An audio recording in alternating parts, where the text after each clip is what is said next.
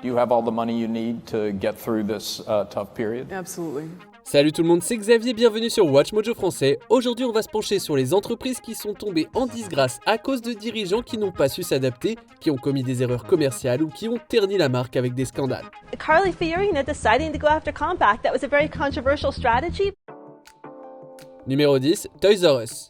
Un enfant dans un magasin de bonbons, c'est une chose. Un enfant dans un Toys R Us, c'est le nirvana. More games, more toys. Oh boy! So come and be a Toys R Us kid. L'enfance de chacun s'est un petit peu éteinte en 2017 lorsque le détaillant a déclaré faillite, fermant tous les sites américains et de nombreux sites internationaux. Bien que la marque ait fait un petit retour, elle est loin d'être la dynastie du jouet qu'elle était autrefois. After years of battling declining sales and competitors gobbling up market share. But competition wasn't the company's biggest problem. En plus de lutter contre la concurrence en ligne comme Amazon, un ancien partenaire commercial, Toys R Us a fait l'objet d'un rachat par emprunt de 6,6 milliards de dollars en 2005. Ce rachat s'accompagnait d'un paiement d'intérêt annuel de 400 millions de dollars, ce qui représentait une dette de près de 5 milliards de dollars. En plus, la direction a entrepris d'autres projets coûteux, comme l'ouverture d'un magasin à Times Square, qui n'est resté ouvert que 15 ans environ. A disappointing end to what was once the world's biggest toy store. Numéro 9, Telltale Games. Après des jeux mettant en scène des personnages de Retour vers le futur ou Sam et Max, Telltale a produit un succès monstre avec The Walking Dead en 2012. This is about survival. Do you guys not see what's happening? Ce qui semblait être l'apogée du succès a été en fait le début de la fin. Telltale a sauté sur l'occasion de produire davantage de jeux axés sur la propriété intellectuelle. Les longues heures de travail ont eu un impact négatif sur les employés, dont beaucoup ont eu l'impression que les jeux étaient devenus des formules toutes faites sous la direction prétendument toxique de Kevin Brunner. Not only from a production and execution point of view, but from a design point of view, it's a different medium. I think it's just as hard to make an episode as it is to make a big epic game or to make a series. Pete Hawley a remplacé Brunner, mais un quart des effectifs a été licencié. L'année suivante, 90% d'entre eux étaient partis. La plupart de ces actifs ayant été cédés à LCJ Entertainment, le revers de fortune de Telltale résume bien l'expression « une flamme brûle plus intensément avant de s'éteindre ».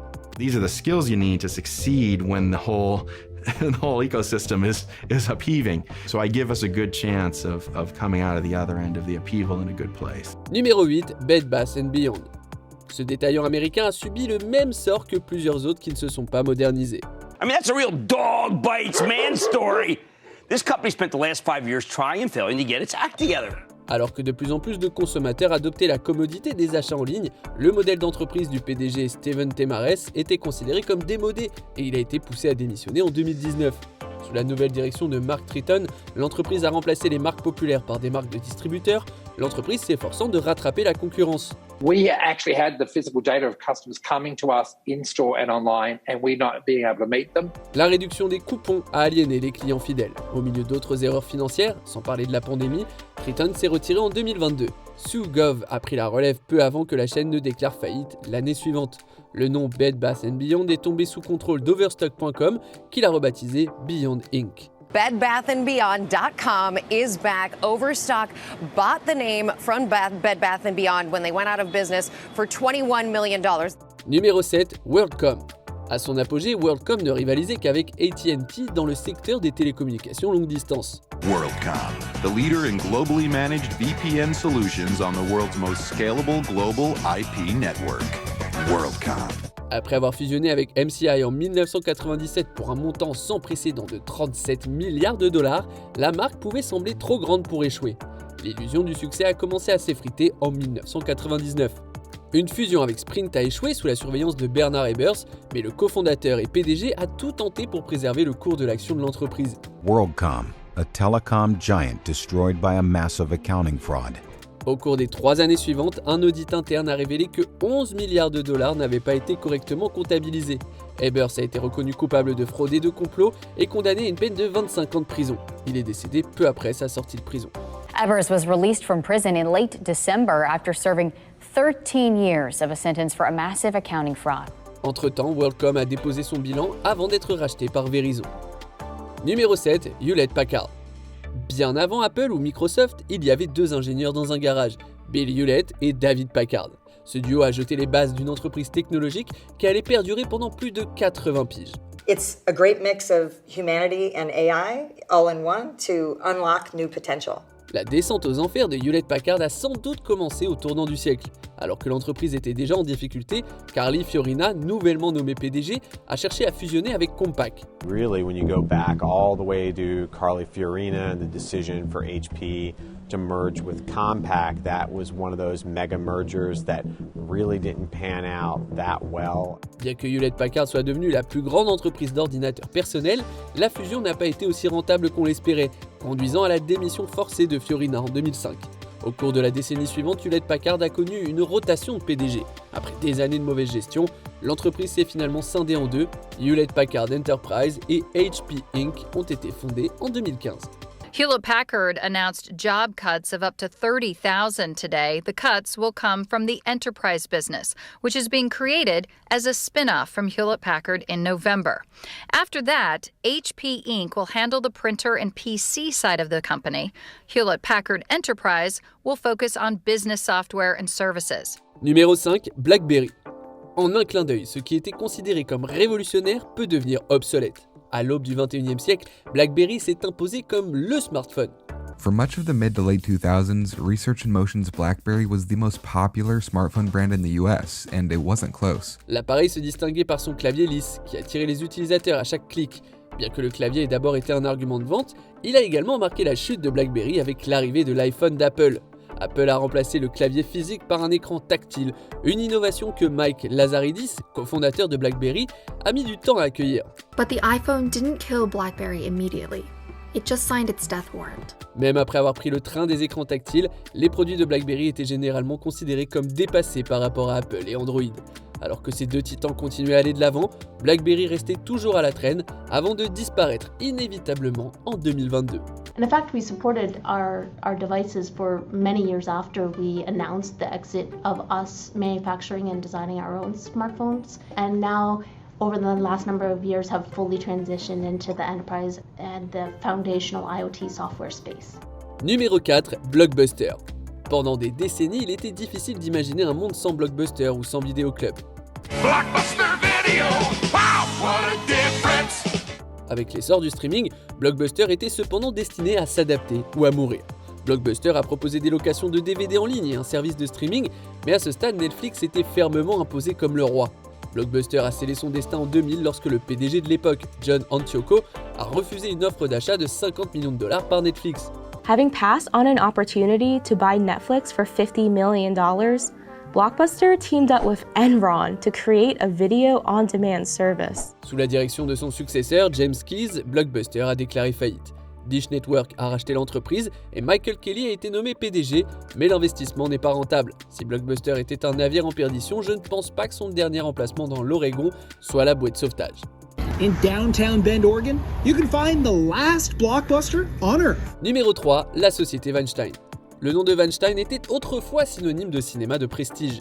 Weinstein, the studio head behind Pulp Fiction, Good Will Hunting, and Shakespeare in Love, considered a star maker, Meryl Streep highlighting his reputation at the 2012 Golden Globes. Les frères Harvey et Bob Weinstein se sont imposés comme des acteurs majeurs des Oscars chez Miramax avant de fonder leur société éponyme en 2005. Harvey, en particulier, était l'un des magnats les plus respectés d'Hollywood. Il était aussi l'un des plus redoutés. On a appris pourquoi en 2017, lorsque de nombreuses femmes se sont exprimées sur les accusations d'inconduite sexuelle formulées par Weinstein pendant des années. Everything he did, everything that drove him was about dominance, with men and women. He put an enormous amount of energy into humiliating men and an enormous amount of energy into getting women to submit. La Weinstein Company a coupé les ponts avec son cofondateur, mais Harvey a laissé sur le studio un nuage de tempête qui ne s'est jamais dissipé. Alors que Weinstein s'engageait dans une bataille judiciaire et était finalement reconnu coupable, la société a fait faillite. Lantern Capital a racheté les actifs, tandis que le nom de Weinstein n'est à jamais entaché d'infamie. The Weinstein Company. They filed for bankruptcy as part of an asset sale to an investment firm, which is Dallas-based Lantern Capital. Numéro 2, Theranos. Elizabeth Holmes semblait être une entrepreneuse qui allait changer le monde. There's no reason why these can't be distributed in very, very decentralized locations. Your home? Yeah. You think people's homes should have these, essentially a clinical laboratory in their own house? I think that's a very interesting space. Évalué à 9 milliards de dollars, sa société Theranos a introduit des tests sanguins qui allaient changer la donne et permettraient d'obtenir des résultats rapides et précis à l'aide d'une simple goutte de sang. C'est du moins ce que Holmes et ses collègues, comme Sunny Balwani, ont fait croire à tout le monde. En réalité, Theranos était un mensonge colossal qui a escroqué les investisseurs et donné de faux espoirs. But no matter how many tests they ran, the machine failed to deliver reliable results. Inconceivably, that did not stop Elizabeth Holmes from spruiking it to the world. C'est ahurissant que Holmes et Balwani aient pu s'en tirer aussi longtemps qu'ils l'ont fait. Une fois la sonnette d'alarme tirée, Theranos s'est effondré avec sa fondatrice. On ne peut pas toujours imputer l'échec d'une entreprise à une seule personne, mais Elizabeth Holmes incarnait Theranos. It's a bit of a heartbreaking tale, right? Because there was so much potential. There was so many possibilities of what could have come out of this. Avant de continuer, abonnez-vous à notre chaîne et sonnez la cloche pour être tenu informé de nos dernières vidéos. Vous pouvez être notifié occasionnellement ou pour toutes les vidéos. Sur votre téléphone, assurez-vous que les notifications sont activées dans les paramètres. Numéro 1, Enron. Même près de 20 ans plus tard, Enron vient immédiatement à l'esprit lorsque l'on pense aux géants déchus du monde des affaires. At the peak of its success, the company's shares were worth more than $90 each.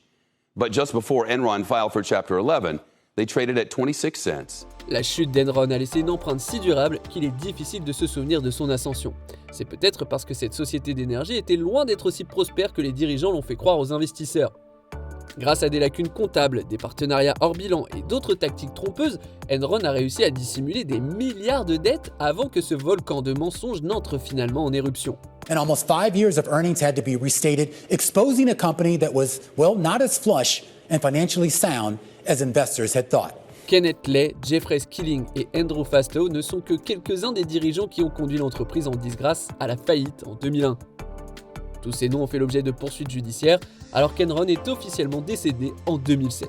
What's very rare to see, especially in established large companies like Enron, is a fraud that's driven from the top of the company. Enron continue cependant de vivre en tant que punchline. Rendez-vous sur le site enron.com et vous verrez. Est-ce que vous avez en tête d'autres entreprises qui ont échoué à cause d'une mauvaise direction? You were approximately $100 million in lost sales. I mean, Yeah. that must just, I know what that that's must a have just killer. painful. Yeah. How'd that happen? Yeah, look, I mean, as I talked about, the two influences there is really around mostly supply chain and inventory availability. Que pensez-vous de notre sélection? Dites-le moi dans les commentaires et checkez ces autres super vidéos de WatchMojo français.